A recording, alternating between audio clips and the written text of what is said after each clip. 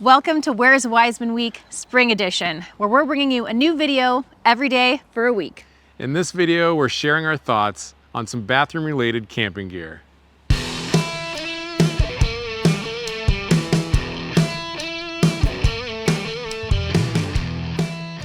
Today, we're going to be talking about some camping bathroom devices, some that we've owned for a while, some that we're testing out. So before we get into talking about some of these different bathroom devices, gear, I just want to say that depending on the situation, some of these might be better for camping, or some of these might be better for hiking or through hiking. So just kind of take that with a grain of salt. Some of these might also be better depending on the camper that you have, or if you're in a tent, you're in a teardrop, maybe you can't stand up. If you have a truck camper and you can stand up. So some of these are going to work better just in different scenarios and different situations. So as we're giving our thoughts and our opinions on how we use them, you might use some of these devices differently. Just want to put that out there before we get started.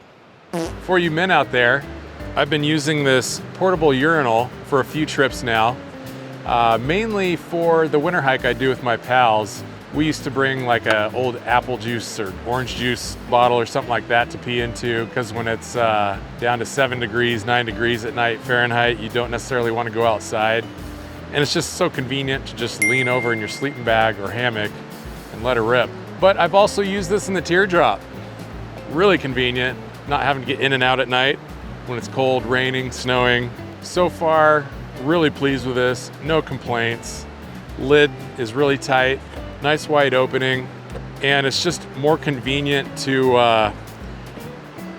get the urine in there than, you know, a flat bottle with your lid like that. This holds 35 ounces.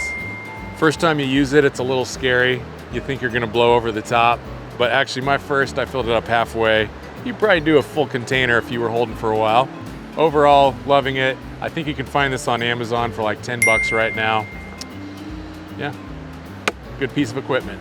So the first piece of gear I'm going to talk about is specifically for the women out there, and this is a pee funnel.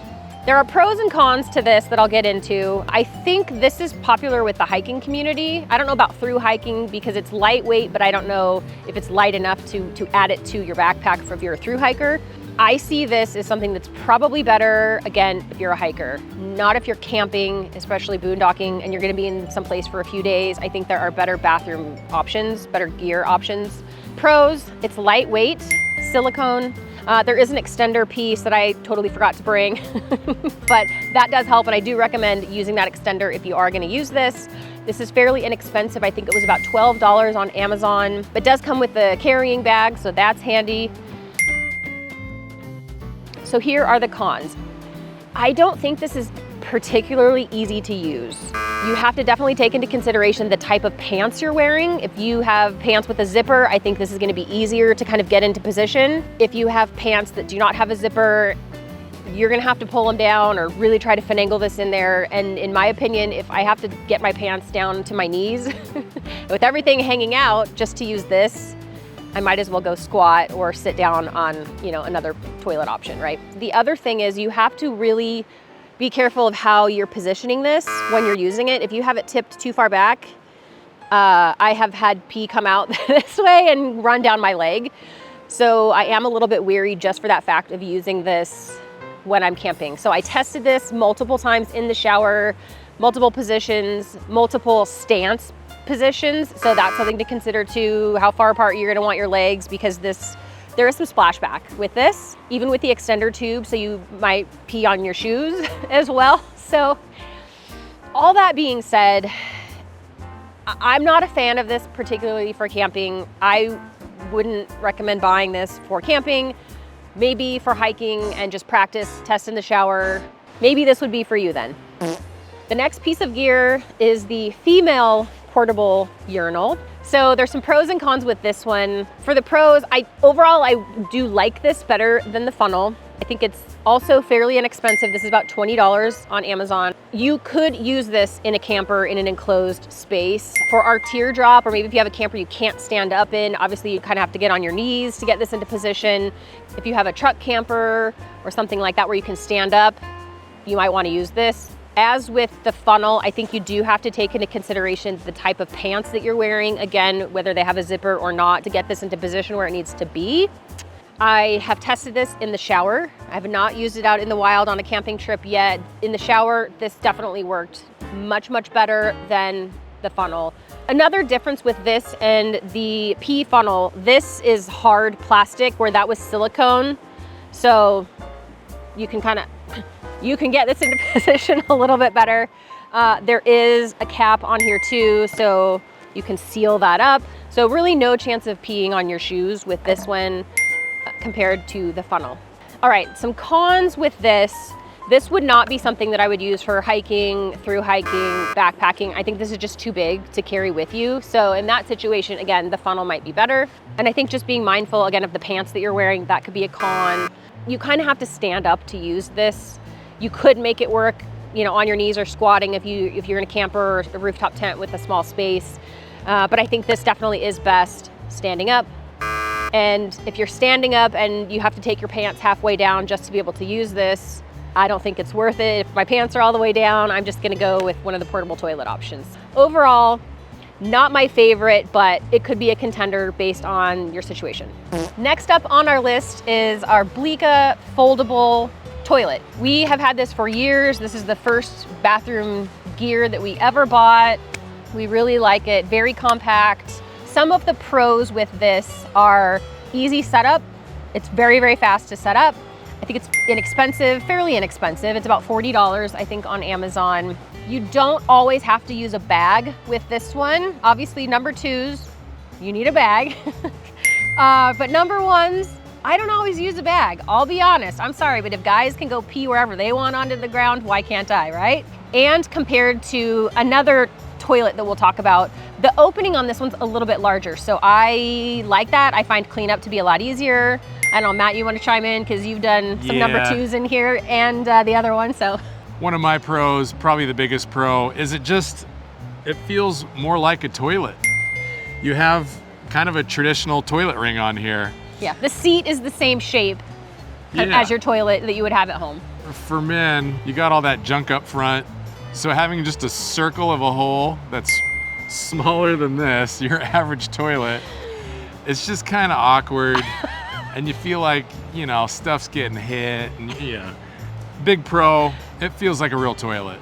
Only a couple cons with this one.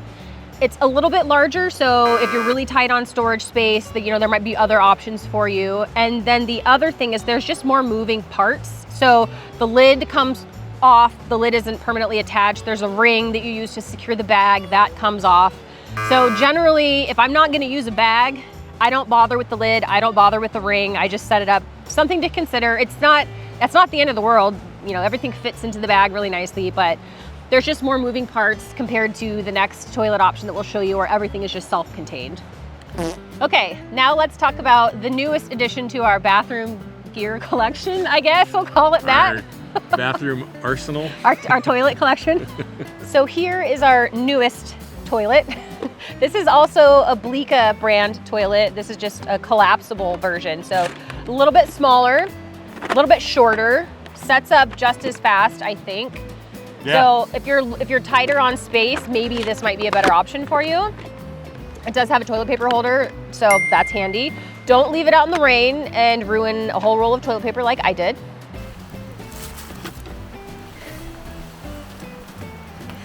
Yeah, that's no good. That is a problem. Some other pros about this are, again, it's fairly inexpensive. I think it's about $40, so same cost as the other version on Amazon.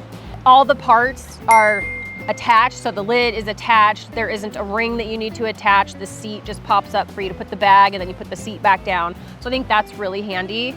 Pretty lightweight, so overall, do really like this one. There are some cons to it. Not many, but a few if you're thinking about it. So the first con with this is you have to use a bag. It has a bottom that's enclosed. So if you're gonna go number one or number two, you have to put a bag in this. In my opinion, I don't really want to just have a bag full of pee that then I have to do something with when I'm done camping, right? Yeah. So again, for me, that's a con. The opening on this one is also a little bit smaller than the foldable Blika. This one is also a little bit lower to the ground. So something else to consider if you have maybe bad knees.